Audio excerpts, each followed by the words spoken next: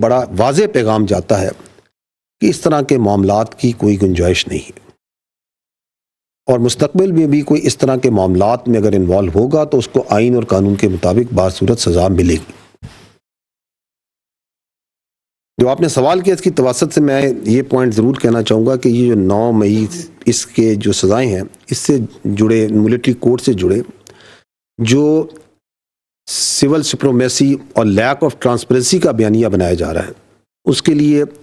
یہ جاننا ضروری ہے کہ جو پاکستان میں ملٹری کوڈز ہیں یہ آئین اور قوانین کے مطابق دہائیوں سے قائم ہیں اور عمل میں ہیں، اور یہ انصاف کے تمام تقاضوں کو بخوبی پورا کرتے ہیں، اور یہ کہ انٹرنیشنل کورٹ آف جسٹس جو ہے اس نے بھی ان کے اس پورے پروسیس کو انڈورس کیا ہوا ہے۔ آپ کو یہ معلوم ہونا چاہیے کہ ملٹری کورٹس میں جو ملزمان ہوتے ہیں ان کو اپنا وکیل کرنے، اپنا ایویڈنس پیش کرنے، اپنے گواہ لانے، کراس ایگزامینیشن کرنے اور دیگر تمام قانونی حقوق مکمل طور پہ حاصل ہوتے ہیں، اور اگر سزا ہو جائے اور وہ مجرم اور تو ان مجرموں کو نہ صرف یہ کہ کورٹ آف اپیل میں چیف آف آرمی سٹاف سے پٹیشن کر سکتے ہیں، ہائی کورٹ میں اپیل اور سپریم کورٹ میں اپیل کا بھی انہیں حق حاصل ہے،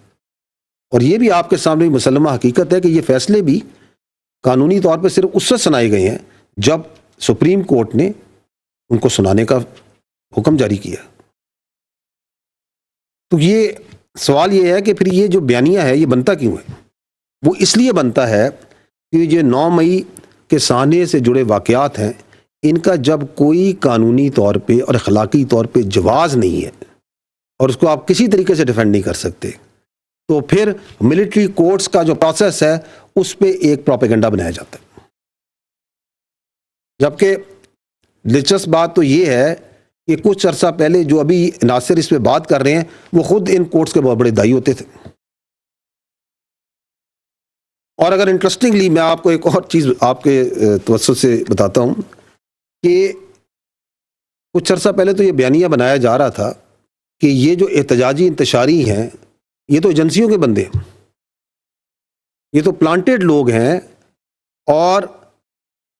یہ کسی بڑی گہری سازش کے تحت فوج نے خود حملے کروائے ہیں،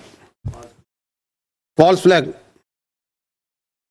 تو چلیں اگر یہ ہم نے اپنی ایجنسیوں کے بندوں کو خود اپنے قانون کے تحت سزائیں دے دی ہیں تو ان انتشاریوں کو تو خوش ہونا چاہیے۔ اب وہ پریشان ہے، اس لیے کیونکہ اپنے اقتدار کی ہوس میں وہ منافقت اور فریب کی آخری حدوں کو کراس کر چکے۔ دس از دی پرابلم۔ اور اب یہ جو اینٹی ٹیررسٹ کورٹس ہیں، ہم یہ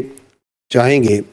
کہ اس کے اندر بھی جو 9 مئی سے جڑے واقعات میں جو لوگ ہیں ملوث ہیں، جن کے مقدمات ہیں، ان کو اپنے انجام تک پہنچنا چاہیے۔ اس کی وجہ یہ ہے کہ اگر آپ دنیا میں نظر دوڑائیں تو ابھی اس سال یہ جولائی 2024 میں جھوٹی پوسٹوں پہ لندن میں، انگلینڈ میں، برطانیہ کے اندر وہ کیا کہتے ہیں نسلی فسادات ہوئے،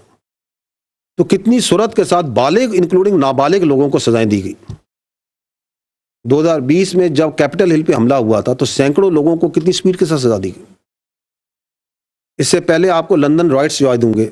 آئی تھنک 2011 1200 سے زیادہ لوگوں کو سزائیں دی سپیڈی جوڈیشل سسٹم نے۔ 2020 میں یا نہیں 2023 میں آئی تھنک وہ فرانس کے فسادات ہوئے،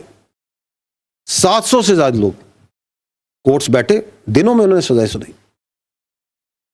اور باہر کے ملکوں میں بھی باشمول امریکہ اور برطانیہ میں جس طرح پاکستان میں ملٹری کورٹس ہیں، وہ بھی ان کے قوانین کے مطابق بخوبی اپنا کام انجام دیتے ہیں۔ کہنے کا مطلب یہ ہے کہ اگر آپ حقائق کو دیکھیں تو باہر کی دنیا میں اسپیشلی مغربی ممالک میں